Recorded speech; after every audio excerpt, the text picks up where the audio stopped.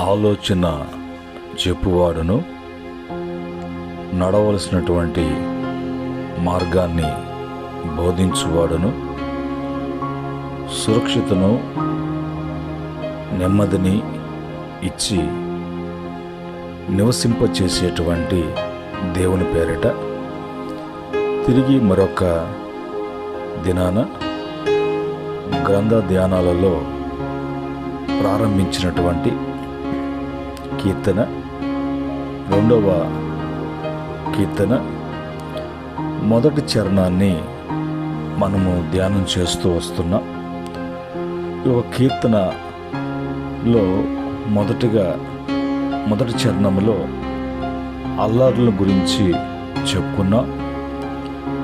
నేటి దినాన వ్యర్థము అని, మరి వాటి గురించి ఏంటి వ్యర్థమైంది మన జీవితం ఏంటి తెలుసుకున్నాం.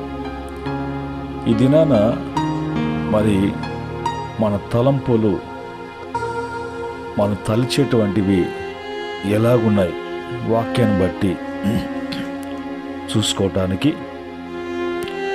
ప్రభు ఈ అవకాశాన్ని ఇచ్చారు. అంత మాత్రమే కాకుండా ప్రభు బిడ్డలముగా ఆయన వాక్యాన్ని మరి ధ్యానం చేయటానికి ఈ యొక్క ధ్యానిస్తూ ఉన్నప్పుడు ఆయన మాటలను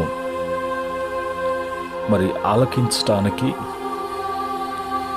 ఆ వాక్యం చేత బలపడటానికి ఆసక్తితో వింటున్న బిడ్డలకును ప్రభు పేరిట వందనాలు, ప్రభు పేరిట శుభములు తెలియచేస్తున్నాను. ప్రియమైన దేవుని బిడ్డలారా, ఈ యొక్క సమయంలో కీర్తన 2వ కీర్తన మొదటి చరణంలో తలంపులను గురించి, తలంచేటువంటి తలంపులు గురించి మనము ధ్యానం చేయబోతున్నాం. ఈ యొక్క మనం తలంచేటువంటి తలంపులు ఏ విధంగా ఉన్నాయి, మన ఆలోచించేటువంటి ఆలోచనలు ఎలాగున్నాయి, ఆ తలంపైన ఆలోచనైనా అది సరికానప్పుడు, సరైనటువంటి తలంపులు కానప్పుడు, సరైనటువంటి ఆలోచనలు కానప్పుడు దానివలన ఎలాంటి ఇబ్బందులకు గురి కావాల్సి వస్తుందో అనే విషయాన్ని బైబిల్ వాక్యంలో నుంచి మనము కొన్ని మాటలని చూద్దాం. యెషయా గ్రంథము 5వ అధ్యాయము 21వ వచనములో ఉన్నటువంటి మాటను మనము ధ్యానం చేయబోతున్నాం. ఇక్కడ రాయబడినటువంటి మాటలలో ఏమని చెప్పబడుతుందంటే, తమ దృష్టికి తాము జ్ఞానులమని, తమ ఎన్నికలలో తాము బుద్ధివంతులమని తలంచుకున్న వారికి శ్రమ. చూడండి, వారి దృష్టికి వాళ్ళే జ్ఞానులు, వాళ్ళ దృష్టికి వాళ్ళే బుద్ధిమంతులు కనుక అలాగా వాళ్ళు తలంచుకుంటూ సత్యమైనటువంటి సత్యవాక్యాన్ని బట్టి వాళ్ళకి లభించినటువంటి జ్ఞానమా, సత్య బోధ నుంచి కలిగినటువంటి గుణమా, బుద్ధి అనేది చూసుకోకుండా వారికై వారు తలంచుకొని, వారికై వారు ఆలోచించుకొని, వారికై వారు ఊహించుకొని వాళ్ళు శ్రమల పాలవుతున్నారు అనేది దేవుని వాక్యము మనకు తెలియచేస్తున్నది. రెండవదిగా 1 కొరింథీ పత్రిక 10వ అధ్యాయము 12వ వచనములో, తాను నిలుచుచున్నానని తలంచుకునివాడు పడకుండునట్లు జాగ్రత్తగా చూచుకునవలెను. రెండవదిగా మానవుడు అనుకుంటూ ఉంటాడు, నేను నిలిచి ఉన్నాను అనంటే నేను బాగా ఉన్నాను, నేను అన్నిట్లో కూడా నిలదొక్కుకొనున్నాను, నాకు ఏమీ కొరత, నాకు ఏమీ కొదువ అన్నట్లుగా తలంచి ఆ తర్వాత అతను మరి ఆ ఆలోచనలోనే ముందుకు సాగుతున్నాడు. కాబట్టి అతను ఎప్పుడు పడిపోతాడో, ఎప్పుడు కృంగిపోతాడో, ఎప్పుడు కుమిలిపోతాడో అతనికి అర్థం కానటువంటి పరిస్థితిలోకి దిగజారిపోతాడు అనేది వాక్యము బహుతేటగా మనకి తెలియచేస్తూ ఉన్నది. అలాగనే ఈ ఆలోచనలు మంచి ఆలోచన కాకుండా, మంచి తలంపులు కాకుండా, పైన చెప్పబడినటువంటి మేమే జ్ఞానులము, మేమే బుద్ధిమంతులము, మేమే నిలిచి ఉన్న వాళ్ళము అనుకున్నటువంటి ఆలోచనలు ఎవరి వలన పుడుతుంది, ఎందుకు పుడుతుంది అని చూసినప్పుడు మత్తయి సువార్త 16వ అధ్యాయము 23వ వచనములో యేసు ప్రభు వారుతో శిష్యులు ఉన్నారు. ఆ శిష్యులు యేసు ప్రభుతో ఉన్నారు. అక్కడ దేవుడు పరలోకం గురించి, మరి పరలోకం నుంచి దిగొచ్చినటువంటి యేసుని గురించి మరి ఏమనుకుంటున్నారు అన్నప్పుడు, నువ్వు నిజముగా దైవ కుమారుడవు, పరలోకం నుంచి మా కొరకు ఈ లోకానికి దిగి వచ్చినటువంటి రక్షకుడవు అని ఆ సంభాషణ జరుగుతున్నప్పుడు, అయితే నేను యెరూషలేముకు వెళ్ళి అక్కడ పట్టబడి, నేను శిక్షించబడి, నేను బాధించబడి, నేను మానవుల కొరకు సిలువ వేయబోతున్నాను, నాకు సిలువ వేయబోతున్నారు అన్నప్పుడు వెంటనే పేతురు అంటాడు, అది నీ జీవితంలో ఎన్నడూ కూడా జరగకుండా ఉండునట్లుగా అతను మాట్లాడతాడు. జరగకూడదు అన్నట్లుగా, జరగకుండా ఉన్నట్లుగా అతను మాట్లాడినప్పుడు యేసు ప్రభు వారు పేతురు వైపు చూసి, సాతానా, నా వెనుకకు వెళ్ళు, దేవుని కార్యాల విషయంలో నువ్వు గ్రహించుకుని ఉన్నావు అన్నట్టుగా గద్దించినప్పుడు పేతురికి అర్థం కాలేదు.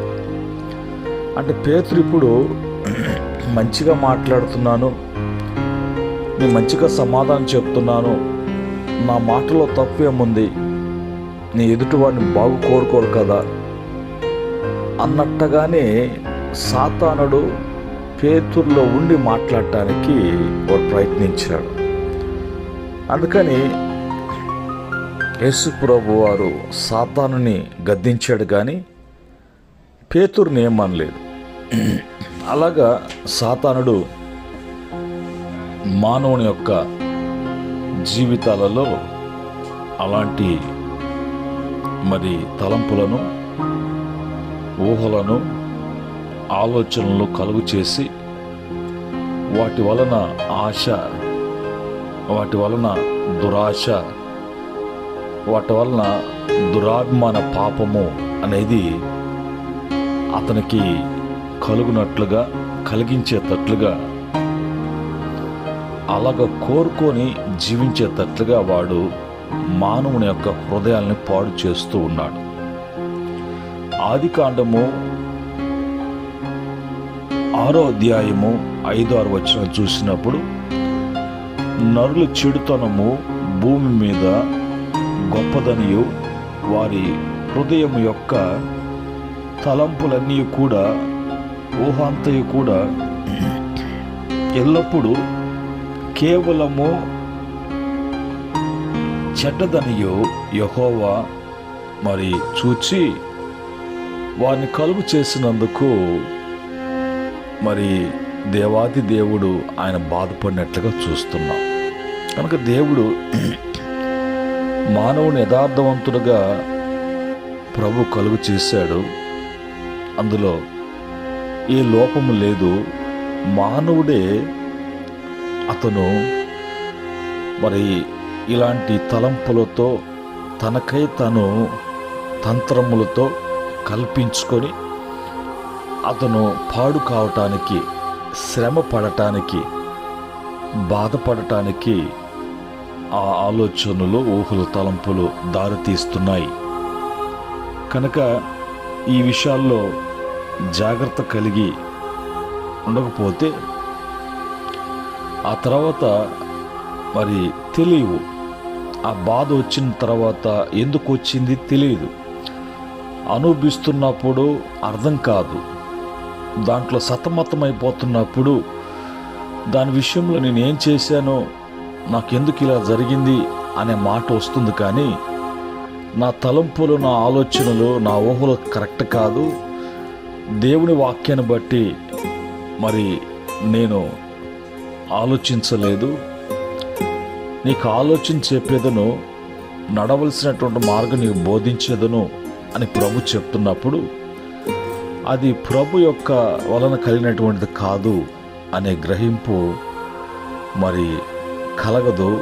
ఆ తర్వాత ఆ బాధల్లో, వేదనలో ప్రభు కనికరాన్ని బట్టి మళ్ళీ ప్రభు వాక్యము, సత్యవాక్యం మాట్లాడినప్పుడు తన తప్పు ఏందో అప్పుడు తెలుసుకుంటా. అప్పటికి అన్నీ అయిపోయి ఉంటాయి. అలా కాకుండా దేవుని వాక్యం చెప్పేటువంటి మాటలు ఏంటంటే, మానవుని యొక్క తలంపుల విషయంలో ఏమని రాయబడి, నా తలంపులు మీ తలంపులు వంటివి కావు, మీ త్రోవలు నా త్రోవల వంటివి కాదు అని ప్రభు చెప్తున్నాడు. యెషయా గ్రంథము 55వ అధ్యాయము 8-9 వచనం ప్రకారంగా ప్రభు చెప్పేటువంటి మాట ఏంటంటే, యెషయా గ్రంథం 55:7 ప్రకారంగా భక్తిహీనులు తమ మార్గమును విడువవలెను, దుష్టులు తమ తలంపులను మానవలెను, వారు యెహోవా వైపు తిరిగిన ఎడల ఆయన వారి యందు జాలిపడును.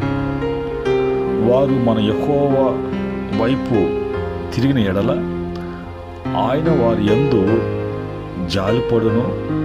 వాడు మన దేవుడైన యెహోవా వైపు తిరిగిన ఎడల ఆయన బహుగా క్షమించును అనే మాట రాయబడును. కనుక ఈ మాటను బట్టి మనం సరి చేసుకునే అవకాశం కూడా ప్రభు వల్ల మనకు లభించింది. బైబిల్లో అలాంటి చెడు తలంపులతో నడిచినటువంటి వారు కయ్యూను, లోతు, ఇశ్రాయేలు ప్రజలు అన్ని దేశాల్లో వెళ్తున్నప్పుడు, అలాగనే మరి ఆ దినాల్లో హామాను, ఏలి కుమారులు, వీరంతా కూడా వీళ్ళ తలంపులు, ఊహలు, తలంచేటువంటి ఆలోచించే ఆలోచనలు కరెక్ట్ కాక వీళ్ళు జీవితాలను పాడు చేసుకున్నారు, పాడైపోయారు.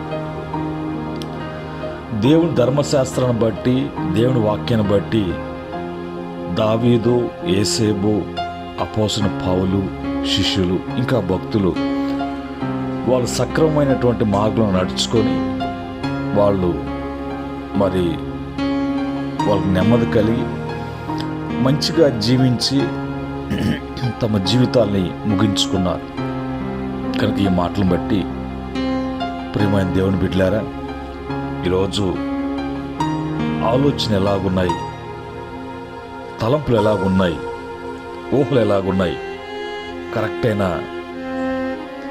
కరెక్ట్గా ఉన్నాయా? కరెక్ట్గా ఉంటే ఎందుకు శ్రమ? కరెక్ట్గా ఉంటే ఎందుకు బాధలు? కరెక్ట్గా ఉన్నప్పుడు ఎందుకు అవమానాలు అని ఆ సమయంలో చేసేటప్పుడు, చూసేటప్పుడు, జరిగించేటప్పుడు ఉండవు. కానీ తీరా అవన్నీ ఒకసారి వచ్చి పైన పడినప్పుడు మరి ఆ బాధ, శ్రమ, ఆ కష్టము, దుఃఖము, కుమిలిపోవటము, కృంగిపోవటము అనేది జీవితంలో, కుటుంబంలో ప్రవేశించక ముందే దేవుని వాక్యం హెచ్చరిస్తుండగా ఇందును బట్టి సరి చేసుకోవటానికి, సరిదిద్దుకొని తిరిగి ప్రభు యొక్క మార్గం నడవటానికి మరి తీర్మానం చేసుకుందాం.